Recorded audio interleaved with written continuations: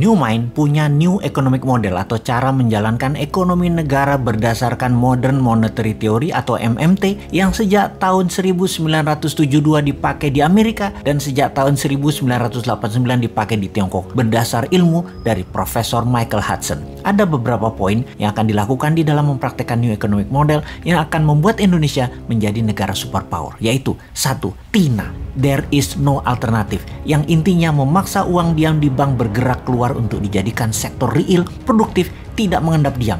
Uang deposito dan tabungan oleh pemilik dana diambil dari bank dan diinvestasikan. Cara memaksanya dengan bunga bank deposito 0%. Itulah tidak ada pilihan lain kecuali mengaktifkan uang di bank keluar menjadi lebih produktif. 2. Gold-based transaction. Hal ini tidak perlu dijelaskan lagi. Selain rupiah sebagai alat bayar, maka gramasi emas dijadikan alat tukar yang sah di Indonesia. Quantitative easing.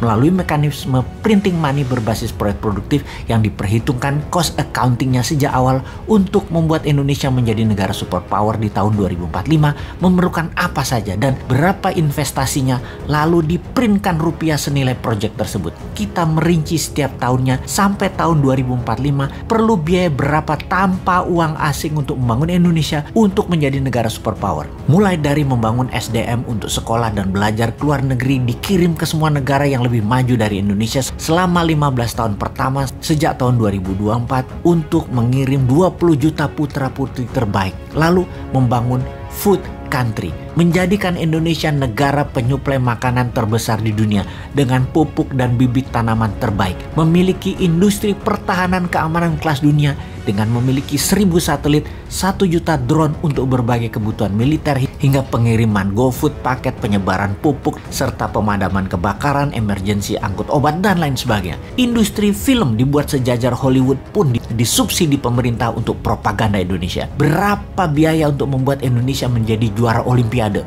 Berapa biaya untuk Indonesia menjadi juara World Cup sepak bola, dan itu dirinci. Kemudian untuk membuat berbagai daerah berkurang kendaraan pribadinya hingga 20%, untuk lalu lalang dengan menyediakan transportasi publik berbasis listrik secara massal di seluruh wilayah Indonesia gratis, sarana kesehatan rumah sakit gratis hingga tingkat kecamatan dan desa, dan menjadikan semua sumber daya alam mineral dikelola dari tambang hingga industri tengahnya, midstreamnya, hingga hilir akhirnya menjadi bahan jadi 100% dibuat di tanah air, hingga bursa mineral spotnya pun ada di tanah air. Berapa biayanya itu semua? Industri baterai dan energi non-fosil oil akan dihitung semua berapa biayanya, dan semua itu akan dibuat menjadi landasan cetak uang berbasis proyek yang nilainya bisa 10 kali APBN nasional per tahunnya, yang naik 30% per tahunnya hingga tahun 2045. Inilah visi 2045 di mana Indonesia pada saat 100 tahun yang disebut Indonesia Emas, karena Indonesia menjadi negara superpower sejajar dengan Tiongkok dan sejajar dengan Amerika. Kedepan setelah visi 2045 ada visi 2070.